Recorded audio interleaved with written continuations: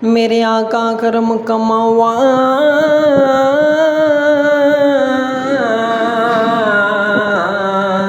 जुल्मां दी जाट पे खांद कदियार उड़ी काम कानिया ने फुरकत दी रात पे खांदी ते मेरा है ईमान सैफ दुनिया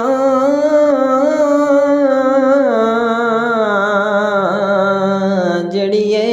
खैरात पे खांदी हिको है दरबार मुहम्मद दा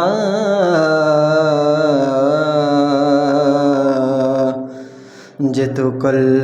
कैनात पे खां